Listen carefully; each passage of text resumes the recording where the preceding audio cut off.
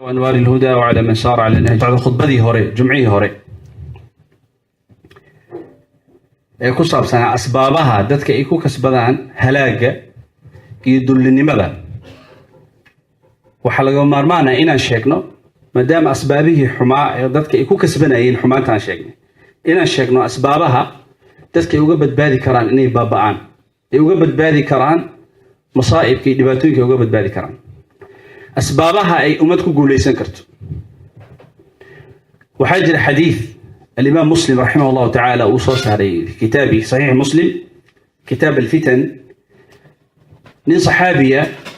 قولي هذا المستورد القرشي المستورد من الشداد الفهري القرشي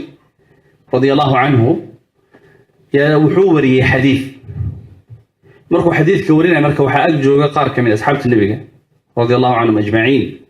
حديث كوري معنيه سوحوها قيامها ما دعايو إلا ددك الروم أي نقطان ددك ugu badan روم waa dadka Roomaanka jeeda waa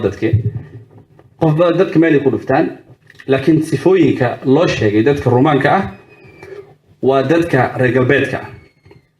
khaasatan dadka hadda muxuu ahaa Yurub iyo Ameerika iyo meelaha ku faafsan dadkaas لأن asalkii laba loo kala qaadi jiray qalb Byzantine la yiraahdo oo caasimad u ahaa jirtay muxuu ahaa Istanbul oo Herakl la yiraahdo xukumi jiray taariikhdii hore iyo Roma hada Roma ee Talyaani ku taala dadkii joogay markii Jarmalka lagu sii daro ilaa dadkan Yurub oo dhan ku dar sida caamka ama mashhuurka dadkan ay u badan yihiin Roma waa dadkaas xadiidka markii Nabiga Kaleey salaatu wasalaam wuxuu ku yiri qiyaamaha ma badhacayo illa dadkaas ay noqdaan dadka ugu badan dadka qaar waxay isku dayaan inay si u fasiraan xadiidku dadka waxay ugu badan doonaan waxaan arkay qaar dhahay dadka waxay ugu badan doonaan dad badan oo soo hijroon doona iyaga oo dhalashooyinkooda qaadan doona iyo baasaboorkooda qaadan saasi ku badanayaan laakiin waa macna ka fog aad uga fog xadiidka macnaha iyo maqsuudka wato markuu nabiga yiri kaleey salaatu wasalaam saxaabigan uu wariyay xadiidkaas qiyaamaha uu dhici doona iyadoo dadka Room ay yihiin dadka ugu badan yaa waxa soo jiitay arintaas nin saxaabi weyn oo meesha fadhiyo Amr ibn al-Aas oo xaakimkii Masr ah Amr ibn al-Aas waa nin saxaabi aad macruuf ah waxyaabo badan oo xajri oo caan ku aha waxa kamid ah wuxuu ahaa nin ummadaha iyo mujtamacaadka dadka aad u yaqaan qabaa'ilka iyo mujtamacaadka iyo ummadaha kala duwan wuxuu ku ahaa qof aad akhbaartooda u hay waxa la dhigi karaa wuxuu ahaa caalim ijtimaaci waxa la dhigi karaa wuxuu ahaa dadkii ugu waaweynaa siyaasiyiinta وقت النبي عليه الصلاة والسلام جوجي حتى في الجاهلية قريش أو اعتماد جرتي أما أي كوكر سونا جرتي أخبارتي سئيو تقاريرتي يمحوها أو كبحي ومضى عمرو بن العاص وحسوجي تمرك حديث كان نيك الصحابي وسؤال كسوعلي وحيري هذا كفرس ما هو بتاع إنه النبي عليه الصلاة والسلام وحيري النبي كان مقلي وحنا النبي كان مقلنا إذا مش يجي الهند وحنا النبي كما قشي إنه النبي عليه الصلاة والسلام قيامها ما دعي دون إلا ذاتك الروم أين قلنا ذاتك وقبضا ها سياسة النبي كما قليل عليه الصلاة والسلام ده يسود مرك وحنكون شيء سببته أي أنه قضين ذاتك وقبضا وغنى بدبادين بابعان وحا أقوين أمد سوى وجهها أما صفحن أما دبيعضحن أما دقمحن أما وحول بوحن أما عدالة حمى الظلم مركي ذاتك رغمان وحا أقوين وكرت محين ومد سنة بابعضه sidii umadii hore u baabeen caadi thamuud umadii hore u baabeen baaba marka umad ay baabeyso inay ka badbaado umad oo garantiye la siiyo oo nabiga kaleey sallallahu alayhi wasallam uu sheego طبعا هذا الكلام هو وحي من الله سبحانه وتعالى inay baaqi haan doonaan ila qiyaam saaca arin ajiibo saxaabiga marka wuxuu baarayaa sifooyinka dadkaas ay leeyihiin wuxuu hadii marka arinta sida ay tahay waxaan ku sheegayaa sababaha ay uga badbaadeen inay baaba'aan ama ay halaagsamaan شيء سببه وأفر سببه لمرك عمرو بن العاص رضي الله عنه صفة كوبات أما صببت كوبات وحيتها يقولي وأحلم الناس عند فتنة هرتوا ودتك أقود الخات كبدن مصيبة مرك يكون دعوة لما كون دعوة ودتك أقود الخات كبدن دتك أقود الخات كبدن مرك مصائب أما دبوتين كون دعوة فتنة ذا معاني بدن اللي هذا سيدا أرجع لفظ الفتنة قرآن مرك كسر معاني بدن سوى عذابه سوى كفرئه سوى مصيبة فتنة وحاول المقصود بها هنا والمصائب مشاكل كي مصائب كون ودت وحول مركي مصيبة كل هذا أهل الدلقات هدي الجرير كل عو هدي دجال كل عو هدي لبعتك اللي تقدقال أي كل عو ما على علان ما رفتان ودت وحي مركي لب كل عو لبك كصبر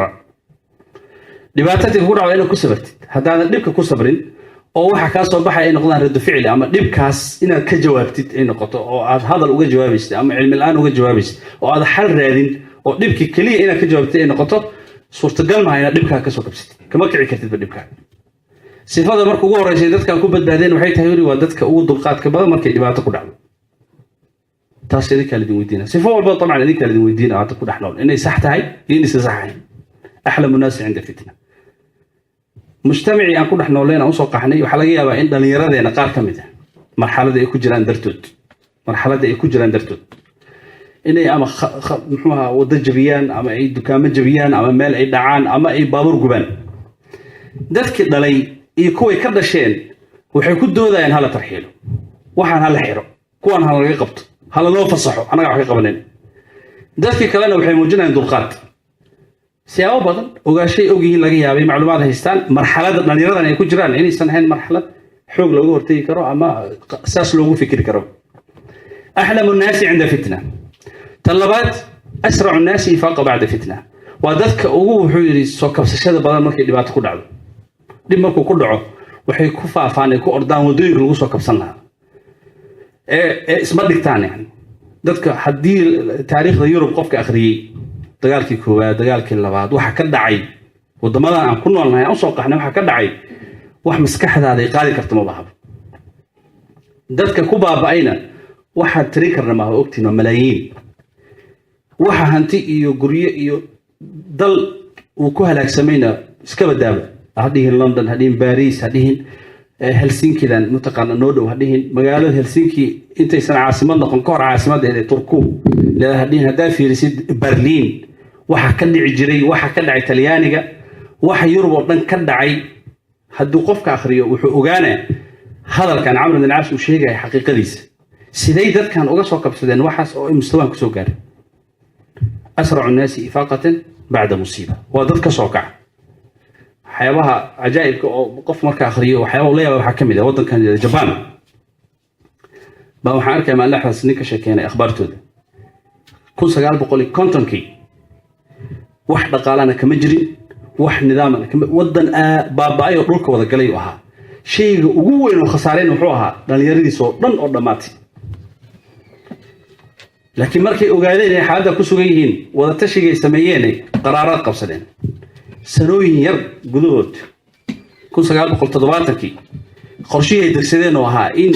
teknolojiyada ay soo saarayaan iyo baabuurta ay sameynayaan adduunka oo dhan ka shaqeyso way u hirgashay wadanka noocaas oo laga sheekeynaa waa wadan xataa aan lahayn birt adduunka wadamada dhan bari leeyihiin ugu yaraan wadankan dhaqaale kale lahayn wuxuu leeyahay birt dhulkiisa ciidiisa waxa ku jirta bir xataa ma laha Japan iska daaw geedo kale oo ka baxay wax la cuno oo ka baxay iyo wax kale oo kheyraad oo dhulkooda ku jira iska badaaba bir xataa ma laha waana wadamada adduunka ugu horumarsan ugu dhaqaale sare waxay ku noqdeen waxay tahay waa dad tashtay oo fikiray oo dhibka ku dhacay inay ka baxaan ugu talagalay go'aankaas la yimaadeen wayna ku guuleysteen markay baaba'sanaayeen geel waa haysanay lo waa haysanay waxaan cunno iyo waxaan cabno waa haysanay wadankeena ayaga baaba'sanaayeen haddana ayaga waxaan ka sugaynaa in ama wadan oo dhisaan ama mishaarad nasiyaan ama ay wax un maartay ugu kala sifada kale saddexaad Amr ibn al-As radiyallahu anhu sheegay waxay tahay أوشكم كرة بعد فرة وحوري وادد أن سليبين أما دجال هالقالانو أما دبك اللي تقول عيدرتي ساعة هذا دبن اسمه ديبان دجال اسمه ديبان يعني وادد أن قوسنين وين أوشكم كرة بعد فرة مقوسيالة وأن لا شك قوسنين وأن كقوسنين محوها هذه الدجال قالانو للجبيحة أصل كعربي أرجع عربي كرة بعد فرة ودجال مركل قالوا قول ده جبيسيد وصدنا رجال علين واحد لك وقصوا النقرة ما طرنا كاتجين أو شكم كرة بعد فرة صفات أفراد عمرو بن العاص رضي الله عنه هو شاقية صفة عجيبة صفات عجيبة وحوري ودتك أوقفي عن مركل الله في مساكينته أيتام تدتك محوها والدك تقول أنتي أو حوري دتك وخيرهم لمسكين ويتيم وضعيف إذا دتك تبرت درن ودتك أو إحسانك وناكسن marka loo fiiriyo dadka tabarta daran iyo dadka muxuu ahaa masaakiinta ah iyo aytaamta sifa cajiibo saddexda shay waliba Amr ibn al-As uu sheegay waxa ku soo artay xadiis oo nabigeena kaleey salaatu wasalaam si khaas ah uga hadlayo saddexda meesh looga hortago in dhibaato ka dhacay iska baday nabiga kaleey salaatu wasalaam laftirkiisa fi suurat ad-duha suurad aad u weyn waa suurat ad-duha oo laftirkeeda darsi weyn ah 10 weyn ah wuxuu nabiga kaleey salaatu wasalaam ka maqnaa waxiga muddo quraysh waxay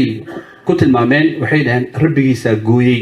rabbigu sheegayo la wax igu soo diyaay wuu gooyayba oo waxba kuma soo dajiyo markaas ilaahay suuradan ku soo dajiyay nabiga kaleey salaatu wasalaam oo hatta takbiirsaday farxad darti nabiga والضحى والليل إذا سجى ما ودعك ربك وما قلى ربك كما سوتي كما نقوينين كما نتقن مركز إلهي سبرسي نبي ولا الآخرة خير لك من الأولى ولا سوف يعطيك ربك فترضى مقصود كان أولا جاد وحوية نبي أمر لسي هرت أنت أمرك لسين وحال الله شيء حالتي صار سيدي هذا إلهي وشيء ألم يجدك يتيما فأهو أظن يتيمة أو والدك وايي سو إلهي سبحانه وتعالى نعمديسا iyo karamkiisa kuguma soo weynaysiin oo Ilaahay subhanahu wa ta'ala kuguma nicmaynin markaas Ilaahay hadana amar nabigiisa kaleey salaatu wasalaam fa amma al-yatima fala taqhar qof markii yatiima hadaarati hadibin hadal adag ku dhihin meeshii marka lagu dhibo yatiim maxaa u malanaysa ama maalkiisa lagu cuno waxa ka soo isoo ciqaabi cadaab maskiinkan sidaas oo kale saa'ilka amma saa'ila fala tanhar qofka saa'ilka wax ku weydiinayna hadiidin oo ha caynin oo wax ka sheegin qof hada xisiinayso xisi qofka intaad wax siisay hadana cayn sida dadkeena sameeyaan inta badan waa aragtay dad badan oo kamid ah qof miskiin waxa uu maanay tuugsanaa waxbuu siinaa uu cayna qofki wuxuu fiiraha inta nadi ma shaqeysay hada waxa leedahay waxba siinin khalaas laakiin taa wax siisay hadana cayn ugu dartid oo hadana ama kuma na sheegatid waa khalad yani ama waxbuu qof siinaa wuxuu ma sheeganin intuu ka sheekay xulay ma sheeganine hadda koor asaas uu sameeyay oo wuxuu Ilaahay diiday oo muxuu ahaa sadaqadiina ha raacsiinina lili muxuu ahaa mana sheegay sharciisiina saddexda meeshii marka loogu nicmeeyo oo ihsaan loogu sameeyo ihsaana ka iimaanay meeshii lagu halaago ama dhibaato loogu geystana dhibaato ka dhalanay afarta markuu sheegay Amr ibn al-As oo mid kale ku daray oo muhiim ah wuxuu yiri mid shanaadan ku daray oo waliba qurux badan oo aad u wanaagsan maxay tahay wa amna'u an-nas min dhulm al-muluk dadka ugu diidmada badan way dadka madaxda ah dulmigood qofka madaxa ama mas'uul ah ama darajadiisa ha hooseyso ama ninka ugu sareeya ha noqdo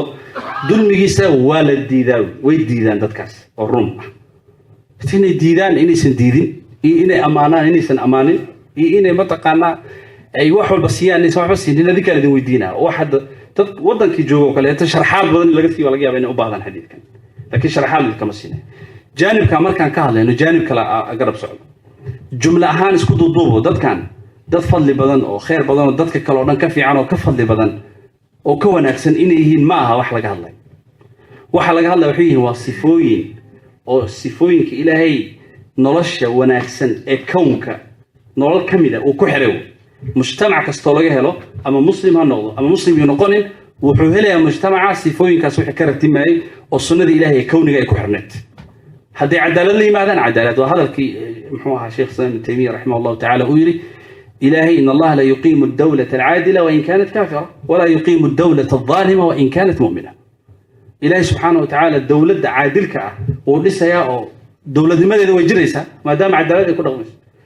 حتى ها تريد الدولة المسلمين ومقتضى القرآن ومقتضى السنة سلاسة هذه أمد أي كتك عن عدالة سكستئن وحدين ويهين حال كذب بابا سنانا سيد عالم كأنه كمقطع ضد كأنه كمقطع ما تواركتين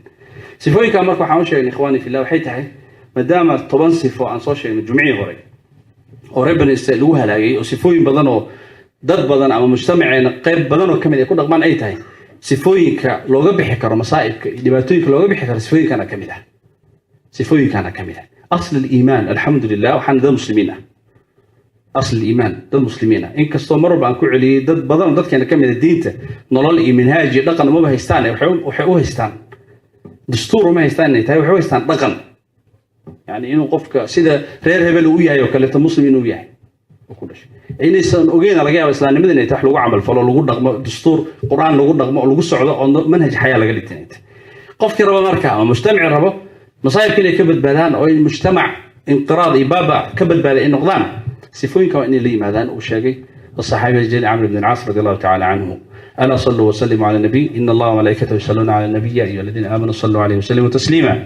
اللهم صل وسلم وزد وبارك وانعم على عبدك ورسولك محمد وارض اللهم عن الصحابة أجمعين وأنا معهم بمنك وكرمك يا أكرم الأكرمين اللهم تقبل منا إنك أنت السميع العليم